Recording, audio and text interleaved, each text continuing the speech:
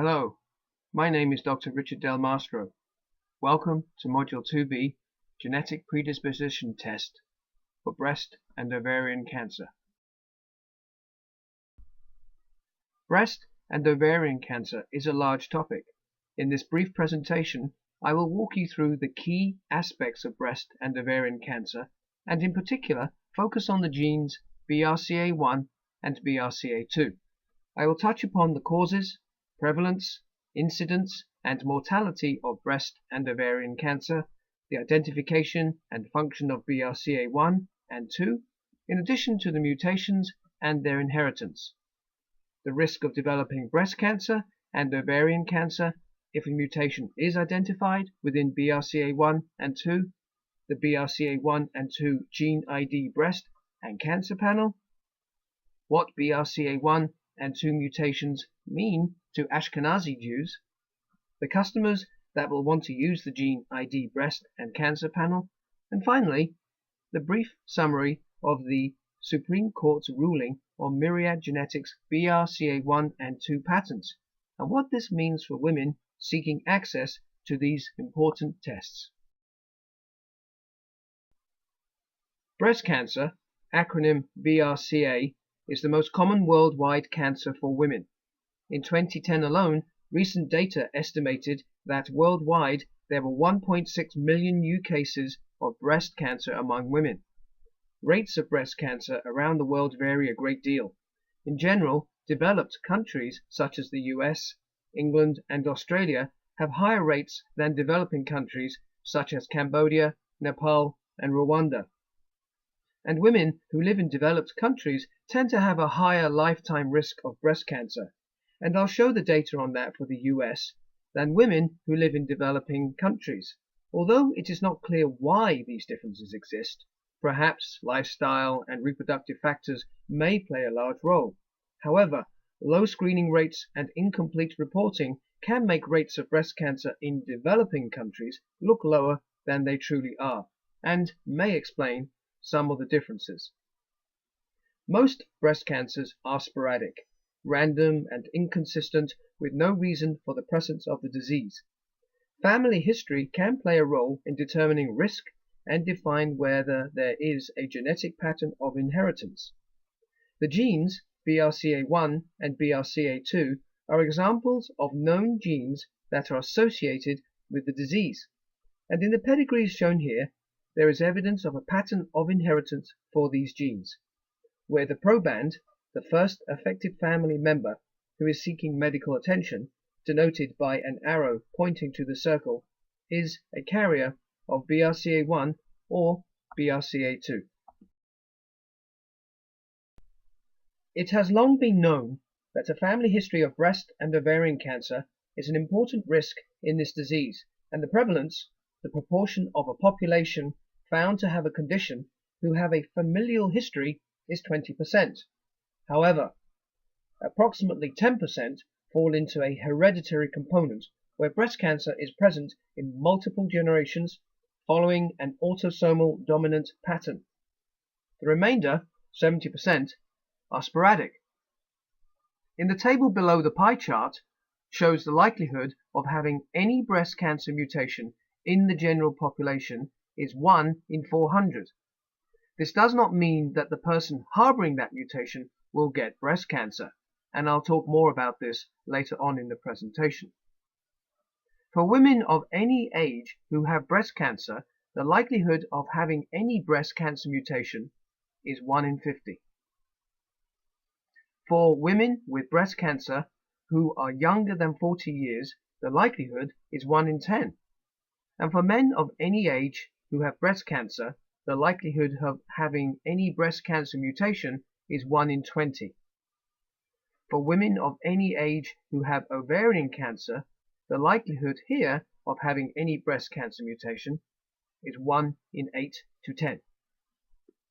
Now, if you look at the column for the Ashkenazi Jews, there is a higher likelihood that a mutation can be attributed to a breast cancer mutation. This is due to what is referred to as a founder effect, wherein a mutation identified in a contemporary population can be traced to a small group of founders isolated by geographical, cultural, or other factors. For the Ashkenazi Jews, this founder effect can be traced back 600 years to the Ashkenazi Jews who settled in Central Europe. The lifetime risk of developing breast cancer is very high, 1 in 8, and from dying of the disease once diagnosed is 1 in 36. In ovarian cancer, these numbers are 1 in 72 for developing the disease and 1 in 95 from dying from the disease. While breast cancer can develop in men, it is rare, and this is observed by the numbers in the top right-hand column of the top table. The incidence, a measure of the risk of developing breast cancer within a time period here in the table below, for the year 2013, has been estimated to be a little over 230,000 and a little under 40,000 deaths attributed to this disease. Ovarian cancer is not as high, with a little over 22,000 new cases this year and 14,000 deaths. As breast cancer in males is rare, then these numbers are not so high. The BRCA1 gene was first cloned in 1994 after being mapped to chromosome 17q21 by genetic linkage analysis. The BRCA1 gene spans 81 kilobases, contains 23 exons. Note, there is no exon 3, as this turned out to be a mistake, and has the largest exon of the human genes, exon 11, which is 3,426 nucleotides. On average, an exon is 150 nucleotides. When all the introns are removed and the exons are connected to create an open reading frame from the start, ATG, to the stop, TGA, exon 11 represents 60% of the approximately 6,000 nucleotides that encode the protein. The BRCA1 protein consists of 1,863 amino acids and is expressed in most proliferating cells. Within the normal cell, BRCA1 is part of a large protein complex up to 300 megadaltons in size. The C-terminus, the right-hand side of the protein of BRCA1, contains an amino acid sequence motif known as a BRCT domain. This is recognized in many DNA repair proteins. This appears to be a site of protein-protein interactions with other DNA proteins, such as RAD50 and 51, which come together to build a large protein complex to fix any damage that has occurred to the DNA. In addition, the protein is able to turn on genes such as RNA polymerase II and HDAC1 and 2. In the N-terminus, the left-hand side of the protein, there is a ring finger domain, also known for protein-protein interactions, but this is thought to be involved in protein ubiquitination. Also, there is an NLS domain for the control of cancer-forming genes, oncogenes such as P53, retinoblastoma, RB, and c-MYC. Overall, this is a very important protein within the cells of a human and plays a pivotal role in DNA repair and as a tumor repressor. A recent study published in July this year in the Journal of Experimental Medicine provides an explanation as to why BRCA1 gene mutations specifically predispose women to breast and ovarian cancers. In healthy cells of all tissues, BRCA1 normally repairs damaged DNA in partnership with a gene called NRF2, and so the cells are protected against oxidative stress. However, when the BRCA1 gene is mutated, it loses its ability to repair DNA and can no longer partner with the NRF2 gene, a master regulator that governs antioxidant response in normal cells, and thus shutting off its antioxidant function. In most tissues, the resulting oxidative stress kills the cells that have lost the BRCA1 function. However, in breast and ovary, the estrogen present in these tissues can swoop in to rescue BRCA1 deficient cells by triggering a partial turn-on of the NRF2 gene. These unhealthy cells gain just enough resistance to oxidative stress to keep them alive and growing. Over time, these surviving BRCA1 deficient cells accumulate more and more mutations due to their lack of ability to repair DNA damage, and eventually lead to the development of cancer in these tissues. While this is one explanation for the cause of breast and ovarian cancer, one must remember that this important gene performs a lot of functions in normal cells, and if mutated in any one of the functional domains outlined here in this slide, then clearly breast and ovarian cells are highly sensitive to those effects of the mutations that have occurred in those regions. So, clearly a very important gene in normal cells, and once mutated can go awry in specific cell types.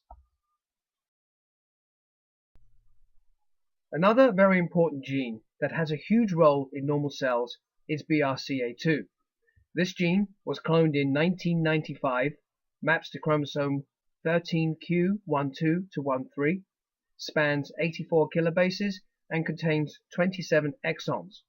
When all the introns are removed and the exons are connected to create an open reading frame from the start, ATG, to the stop, TGA, of a size of 11,000 nucleotides, which encodes 3,418 amino acids to create a very large protein of approximately 385 kilodalton molecular weight. BRCA2 is also characterized by a very large exon 11, which encodes peptide motifs required for interaction with RAD51 protein, which is involved in DNA repair.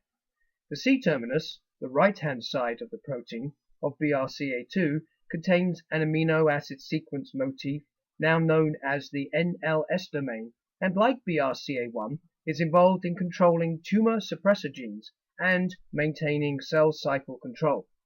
In the N-terminus, the left-hand side of the protein, there is a transcriptional activation domain which interacts with PCAF, a co-transcriptional activator of the p53 gene, a tumor suppressor gene. Again, this gene, like BRCA1, is a very important gene in the normal functioning of cells, and, like BRCA1, it too plays pivotal roles in DNA repair, cell cycle maintenance, and activation or repression of cancer genes. Let's take a moment to address what the mutations within BRCA1 and BRCA2 do.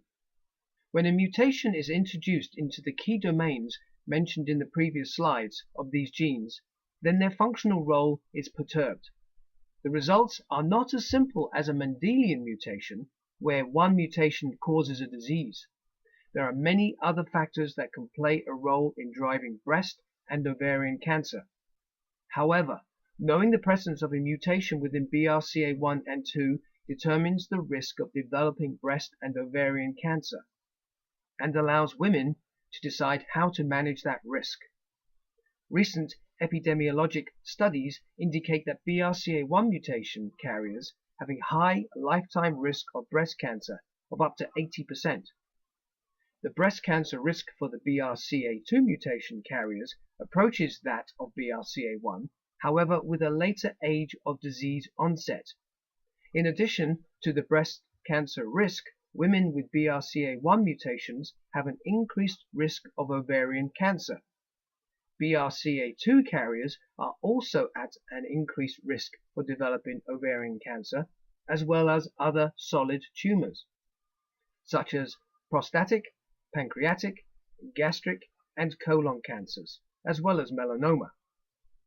Many aspects of the function of BRCA1 and BRCA2 suggest a common pathway, in particular DNA recombinational repair. So the reason for different risk factors is unclear. Together, mutations in BRCA1 and BRCA2 accounts for the majority of families with hereditary susceptibility to breast and ovarian cancer. Carriers of the BRCA gene mutations are heterozygous, one normal copy and one mutated copy, within the germline. With approximately 2,000 mutations and sequence variations found in BRCA1 and 2 to date, these germline mutations, which come from the parents during fertilization, and as such will be in every cell of the fetus, whereas a somatic cell mutation occurs during the lifetime of an individual who at birth did not have a mutation in any given cell, but acquired it during the course of their life. And these mutations can be insertions, deletions, and single nucleotide polymorphisms. Most of these mutations introduce premature termination of the protein caused by nonsense, where a SNP changes an amino acid to a stop, a frame shift, where an insertion or deletion causes a shift in the reading of the codons and introduces a stop amino acid, a splice site mutation, where a SNP, insertion or deletion creates a new splice site, removing a different part of the intron, and finally genomic rearrangements. The BRCA1 and 2 tests that GeneID uses are highly accurate at picking up these alterations, as the technology of next-gen sequencing is employed here to determine the presence or absence of key high-risk causative mutations. So, no mutation present means negative or normal. A mutation linked or associated with cancer means positive or carrier. A mutation detected that is not currently known to increase the risk of breast and ovarian cancer is called a variant of uncertain significance, VUS, and here a doctor will decide how to convey these type of results to a patient and address ways to place them on a surveillance program. Because harmful BRCA1 and BRCA2 gene mutations are relatively rare in the general population, most experts agree that mutation testing of individuals who do not have cancer should be performed only when the person's family history suggests the possible presence of a harmful mutation in BRCA1 or BRCA2. The likelihood of a harmful mutation in BRCA1 or BRCA2 is increased with certain familial patterns of cancer. These patterns are shown in this slide of various pedigrees. The top two pedigrees show a family history of breast and ovarian cancer, and one has been determined to be due to a mutation in BRCA1 and the other due to BRCA2. These two families have a history and inheritance pattern that can be tested on the next generation. The pedigree in the bottom left shows a family history and the BRCA1 mutation 5382INC as the cause, with individual 1969 having this mutation but not yet presenting with the disease. And finally, the pedigree in the bottom right shows a classic inheritance pattern of the disease but not BRCA1 mutation detected. So, even with a mutation identified in either gene BRCA1 or BRCA2, the risk factors for getting breast and ovarian cancer are not 100%. There are many reasons for this. For example, one explanation is that a person may have a protective factor within them that prevents the onset of cancer. Whatever the causes of this complex disease, the risk for developing breast and ovarian cancer are summarized in the table in this slide. If a known causative mutation is present in either BRCA1 or BRCA2, the risk factors are similar, ranging from 50 to nearly 90%. For ovarian cancer, the numbers deviate. For a known causative mutation in BRCA1, it is 20 to 44%, but up to 27% for a mutation in BRCA2. For male breast cancer, it's around 6% for known causative mutations in BRCA1 and 2. For prostate cancer, the risk is nominal for the presence of a known causative mutation in BRCA1, but 20% likely if a known causative mutation is detected in BRCA2.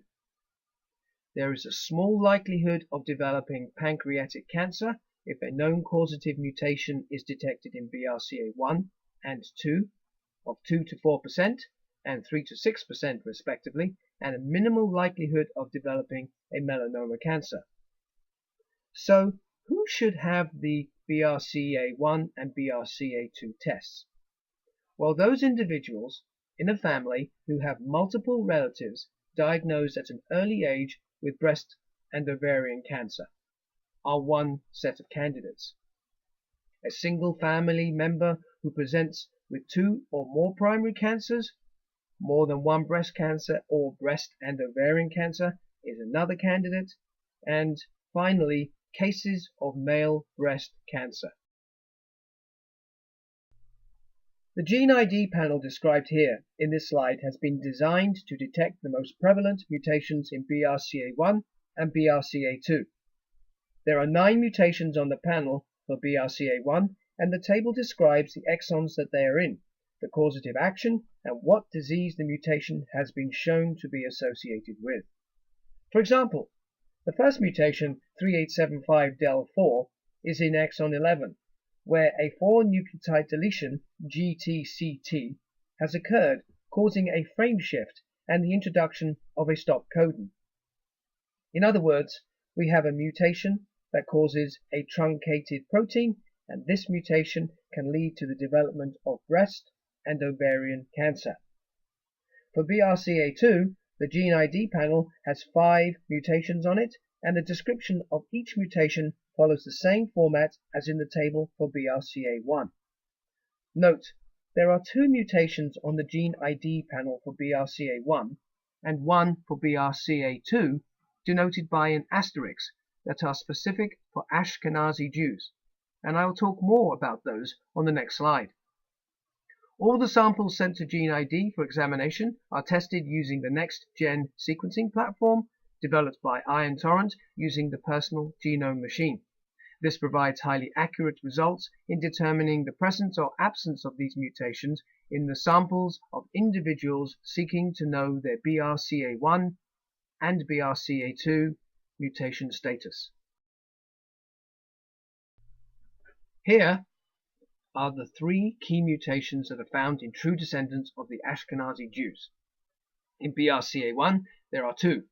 To the left, 185del-AG, with a prevalence of approximately 1%, and to the right of the gene, 5382-INC, with a prevalence of 0.15%.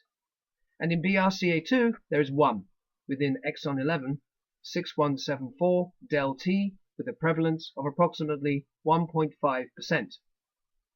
As mentioned earlier, unless the person is a direct descendant of the Ashkenazi Jews, then these mutations are very real and is due to the presence of founder mutations.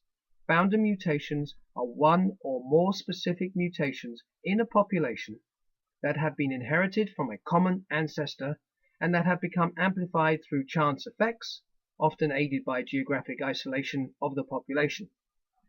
Other ethnic and geographic populations around the world, such as the Norwegian, Dutch, and Icelandic peoples, also have higher prevalences of specific harmful BRCA1 and BRCA2 mutations. If a person marries into the Ashkenazi clan or changes their religion to Judaism, then these high frequency of mutations do not hold for those individuals. While these ethnic specific alleles in Ashkenazi Jews is present at these high prevalences, it is estimated that up to 15% of BRCA1 and BRCA2 mutations that occur among Ashkenazim are not founder mutations. This can confound matters, and a negative result for the founder mutations does not mean that there is another mutation present, and the depth of the GeneID's panel may increase the likelihood of detecting those other mutations. The hardest part of receiving a positive result is what can be done next. In discussions with the patient's doctor, a patient has several choices available. One is to take a prophylactic, a medicine or course of action to prevent disease approach, and the other is screening, where one is on a higher level of vigilance for any changes in the breast and overall health. The prophylactics approach has several options available. Oral contraception taken by women who are greater than 30 years old has been shown to reduce the risk of ovarian cancer by 50%. Breastfeeding for greater than 18 months has been shown to reduce breast cancer risk from 50 to 80% down to 25 to 50%. Early delivery before age 35 and then opt for surgery after maternity is complete. Chemoprevention using tamoxifen has been shown to reduce the risk of breast cancer by 50%. Finally, the most aggressive of all the prophylactic approaches is oophorectomy and mastectomy. While this is an aggressive approach to stopping the disease, if a patient has a known causative BRCA1 or 2 mutation, the data show that an oophorectomy can reduce the risk of ovarian cancer to less than 20% and reduce the risk of breast cancer to less than 50%, while a mastectomy switches the risk from very high, greater than 80%, to less than 5%. The big news recently with Angelina Jolie having a mastectomy to reduce her risk of breast cancer has highlighted the importance of the diagnosis and what can be done to reduce the risk of developing breast and ovarian cancer. Nevertheless, it is known in Canada that the majority of women are unwilling to exercise this drastic course of action, even though mastectomy offers the best protection against developing breast cancer. The alternative approach is to employ a high level of surveillance or screening. While the statistics show that having a known causative BRCA1 or 2 mutation puts an individual at high risk for developing cancer, there is also a percentage of people with these mutations that will not present with the disease during their lifetime. As discussed previously, the genetics of breast cancer is not a simple one like a Mendelian disease, where one causative mutation in a gene leads to the disease. Breast and ovarian cancer is a complex disease, and there are other factors at play, such as protective genetics and the environment. Nevertheless, a high level of surveillance is typically suggested by partaking in a mammography starting at the age of 25, which provides a sensitivity of 65%. A high frequency of regular breast exam, self and clinical, is highly recommended. And finally, technology can also provide a helping hand. Here, MRI, magnetic resonance imaging, has a sensitivity of about 77% for detecting a lump in the breast of greater than 1 centimeter, and if ultrasound is included, that sensitivity increases to 90%. Surveillance is about education and simple methods of self-checking, in addition to having frequent exams by exploiting the advances of technology. These tools can be a powerful means to taking control of one's life, knowing that one has a predisposition to breast and ovarian cancer. So, who are your customers? Clearly, a high-risk patient will want to have the BRCA1 and BRCA2 test performed.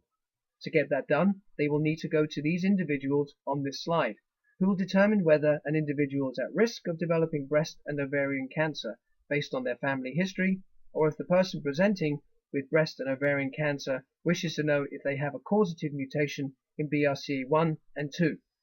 Geneticists, gynecologists, breast surgeons, general oncologists, and oncology gynecologists are your customers who seek to know the best place to send their patient samples for accurate and fast turnaround time for the diagnosis of BRCA1 and BRCA2. The GeneID BRCA1 and BRCA2 panel meets both those important criteria. In this last slide, in this module, I will address the recent Supreme Court ruling on Myriad Genetics patents that have monopolized the testing of BRCA1 and BRCA2. Myriad Genetics obtained patents to BRCA1 and BRCA2. The owning of the genes prevented others from using them to create tests that were competitive with Myriad. This monopolization of the BRCA1 and BRCA2 tests caused issues with reimbursements due to high prices, well over $4,000, and for many women these tests were not affordable, thus were not able to get access to these tests to determine whether they were predisposed to breast and ovarian cancer. The Supreme Court's decision ended a long-running, emotionally charged legal challenge to the BRCA1 and BRCA2 gene patents held by Myriad Genetics. On the 13th of June 2013, the US Supreme Court ended the 30-year-old practice of awarding patents on human genes in an unanimous decision in Association for Molecular Pathology versus Myriad Genetics, Inc., and ruled that 5 of Myriad patent claims covering isolated, naturally occurring DNA were not patent eligible. That negated the composition of matter claims. While this was a huge win for those seeking to get access to the BRCA1 and BRCA2 tests at a more affordable price, there remains 520 claims in 24 patents which are method claims relating to processes for diagnosing cancer. The next day after this ruling, Myriad filed lawsuits against Ambry Genetics Corp. And Gene by Gene Limited, alleging that the new screening tests offered by those two competitors infringed Myriad's patents. The lawsuits seek monetary damages and court injunctions that would block the sale of the competing tests. The battle continues, but for now, companies like GeneID can begin to provide high-quality tests to determine if a woman has a predisposition to breast and ovarian cancer, which are cost-effective, accurate, and the results returned to the doctor in 3 days.